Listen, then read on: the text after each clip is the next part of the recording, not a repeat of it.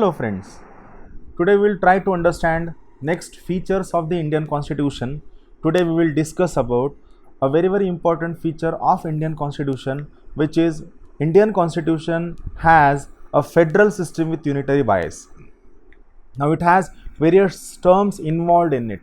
First we will try to understand the meaning of those terms, and then we will go in understanding how these terms are related with the Indian Constitution. So basically here our focus shall be understanding four important words that I will just write down over here. First we will try to understand what is meaning of federation. Then second word we will try to understand what is meaning of confederation. Third, we will try to understand what is unitary system, and fourth, we will try to understand what is meaning of union of states. So these are four basic terms which are very essential to understand this topic. One is federation, confederation, unitary system, and fourth one is union of states. Basically, these terms cannot be understood in a very disjointed manner. We need to have analysis of all the topics, but since we are going to study every topic in detail, during that topic we will have detailed analysis of this every word. Here we will just get a meaning of these words in a just simplified manner. Now first term, federation. Remember, the word federation has came from a word fidus. The meaning of fidus is agreement. So whenever the word federation comes, you have to remember the word federation is somewhat synonymous with agreement, word agreement. So remember, every political system of any country which is called as a federation, it is based on agreement between constituent units. For example, in case of India, we have various states, but there is no agreement between the state for constituting India. So that's why India is not a federation of state. So first thing, any nation or any political system which is called as federation is based on an agreement between constituent unit which makes that federation. Now second thing, very important case. First feature of federation, it is based on agreement. Second feature of federation, here in this case the states have right to move away from that federation. Since we know for every agreement two parties are very essential. As the parties come together based on agreement, same is the case, the parties can move away from that agreement based on the agreement itself. So here in this case, remember, any federation has two important character. A federation is formed out of agreement between the units. Second, the units have right to move away from that federation. Always remember. For example, in case of world polity, the best example of federation is United States of America. United States of America is formed through an agreement between northern states and southern states. Is a federation of states. United States of America is a federation of state. Then what about second statement? Yes, second statement is also very true. A state in Federation of United States of America can move away from US Federation. But the most important thing, procedure to move away from US Federation is so complicated, is so difficult that no state can move away from US Federation. So theoretically, a state in US Federation can move away from US federal government, but practically no state in US federal government can move away from US Federation. So this is theoretical definition of federation. From our examination point of view, what is meaning of federation? So the political system where the central government are at par with the state government is a federal system. I repeat once again, the political system where various state governments or various provinces or various units which are at par with the central government or at par with the federal government is called as a federation. For example, in case of USA, every state has its own Supreme Court. Every state has its own separate constitution. Third very important thing, every state has its own citizenship laws. Unlike India, where there is single Supreme Court, there is single constitution, there is single citizenship. So USA is best example of federation. I repeat once again, the theme which you should keep in mind regarding the word federation is, in federation, states are at par with center. States are equal with center. Second, confederation. Now, what is confederation? When various states or various nations or various units or various groups come together for fulfilling their temporary interest, and once the interests are filled, then the group gets scattered or get disintegrated into their own units, is a confederation. Confederation, in simple term, I will call it as a loose federation, is the most appropriate word for confederation. Confederation is nothing but a loose federation. For example, three nations had confederation. They are BRK. BRK, here B stands for Belarus, R stands for Russia, K stands for Kazakhstan. I repeat once again, BRK had confederation. In this BRK, B stands for Belarus, which was also called as Belarusia, R stands for Russia, and K stands for Kazakhstan.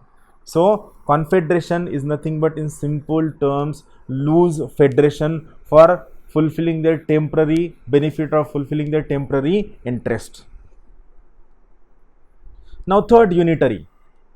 It is a political system where the entire power, entire authority, entire financial power, economic power, legal power are concentrated in the hands of central government, as compared to state government is a unitary system. So, if we try to draw a simple diagram in case of unitary system, we can draw it like here: central government is all powerful than state government. Remember this line very importantly. In case of unitary system, central government is all powerful than state government. That's why the feature of Indian Constitution, we have federal system with unitary bias. What it means, I will explain you at the end of this feature. But here just understand, the meaning of unitary system is when central government is all powerful than state government, it is a unitary system. The best example is United Kingdom, where central government is all powerful than the provincial government in the Britain. Provincial government do not have much power, so central government is all powerful than the provincial government. Now, third way, last point, that is union of state. Union of states, a political system which is formed through an integration of various units based on various parameters, based on various methods used, is a union of state. For example, India is a union of state. Why India is a union of state? This is very important question, and this question is asked many times in prelims. Why India is a union of states? Why it is said so? First thing, why India is a union of state? Because it is not formed out of any agreement between the state. There is no agreement between the state, right? First reason, India is not formed out of any agreement between the state. And second very important thing, no state has the right to secede away from Indian Union.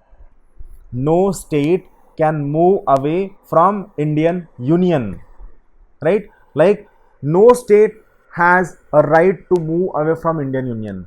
Only central government, only parliament has a right to decide whether a state's part or entire state can be given away to any foreign territory through Constitutional Amendment Act under Article 368 of the Indian Constitution. But states do not have right to move away from Indian Union. So, I repeat once again, four simple terms are there. First term, federation. So, remember theme of federation. In federation, central government is equal with the state government. Second term, that is confederation. Its simple meaning is loose federation.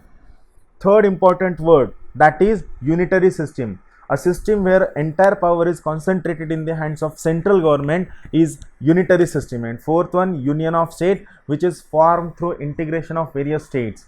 India is a union of states. Very important thing. Now, these are few important lines which are very essential from prelims as well as mains point of view. I will try to explain these points in somewhat simple manner. First thing, India is not a federation of states. Why? Just we have seen few minutes back, India is not formed out of any agreement. Second, no state has right to move away from Indian Union. So, India is not a federation of states. India is a union of states. So remember these two lines very, very clearly in your mind. India is not a federation of states. India is a union of states. Now, third very, very important line, what it says? It says Indian constitution is federal in nature. Now, what is meaning of federal? The system where an attempt has been made to give equal rights to states at par with the center is a federal system.